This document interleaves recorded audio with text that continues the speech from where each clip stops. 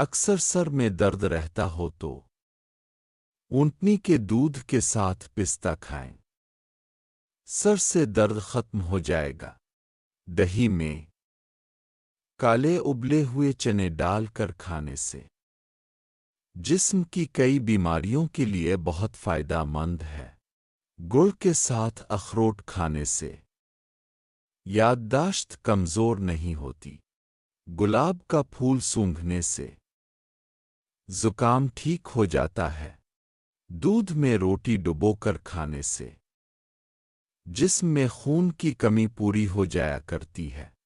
مچھلی کا تیل سر پر لگائیں، سر کے بال مضبوط ہوتے ہیں۔ چائے میں ڈبو کر روٹی کھانے سے چربی کم ہوتی ہے۔ جسم کی کمزوری کو دور کرنے کے لیے بھنڈی کی سبزی پکا کر کھایا کریں، دیسی گھی میں شکر ڈال کر کھاؤ، ہڈیاں مضبوط ہوتی ہے۔ ہچکی کے لیے شہد بہت مفید چیز ہے۔ دوپہر کی روٹی کھا کر فوراً سونے سے موٹاپے زیادہ آتا ہے۔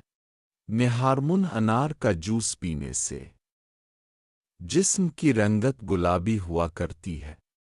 کٹے پیاز پر لیموں اور نمک لگا کر کھایا کریں، زندگی میں کبھی معدہ خراب نہیں ہوگا۔ سرسوں کے ساگ میں گائے کا مکھن ڈال کر کھایا کریں، جسم میں گھوڑے جتنی طاقت آ جائے گی۔ بیسن میں مکھن ملا کر چہرے پر لگاؤ، چہرہ خوبصورت ہو جائے گا اور دانے بھی ختم ہو جائیں گے۔ بٹیر کا گوشت کھانے سے بینائی بہتر ہوتی ہے۔ زیادہ غصہ دل کے دورے کا سبب بنا کرتا ہے۔ اگر جسم پر خارش ہو تو گنے کے رس میں نمک ملا کر پیا کریں، خارش دور ہو جائے گی۔ صبح سویرے شہد کے ساتھ 4 دانے انجیر کے کھاؤ، جسم میں خون کی کمی نہیں ہوگی۔ جوڑوں میں درد رہتا ہو تو کھیرے کو کاٹ کر جوڑوں پر مسلیں، درد ختم ہو جائے گا۔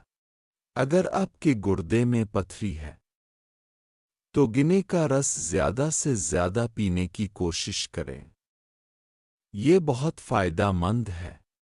اگر ہونٹوں کو پھٹنے سے بچانا چاہتے ہو تو تازہ گائے کے دودھ کا مکھن لگاؤ، ہونٹ پھٹیں گے نہیں اور نرم و ملائم ہو جائیں گے۔ پیٹ خراب ہو یا پھر معدے میں گرمی ہو تو پانی میں 7 دانے تخم بالنگا کے بھگو کر رکھ دیں اور صبح خالی پیٹ استعمال کریں، پیٹ کی خرابی دور ہو جایا کرتی ہے اور ساتھ معدے کی گرمی بھی کم ہو جایا کرتی ہے۔